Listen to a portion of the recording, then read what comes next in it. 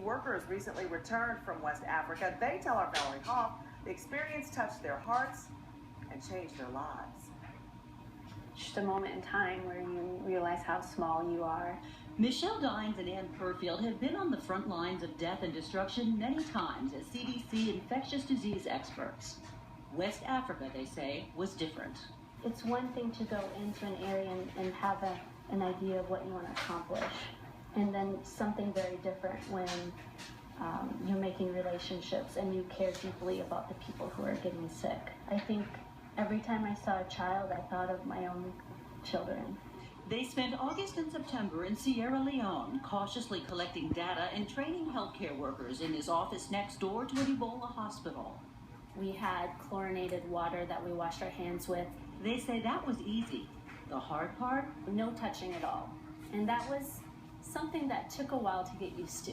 Just imagine what it's doing to the society there. I mean, if we said no hugs in America for a year, you can't hug anyone, you can't touch anyone, you can't shake their hand.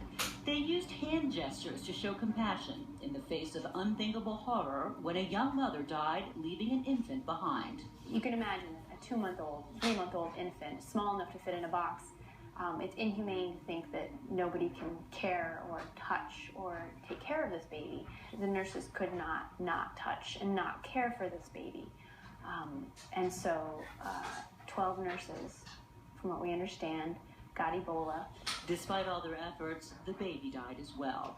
They say coming home was an adjustment. And you're not really here, and you're not really there, and you can't describe to people what it was like to be at that treatment center. Except each other. The best way for us to deal with the emotional side of it is through support of each other. And we can touch each other now.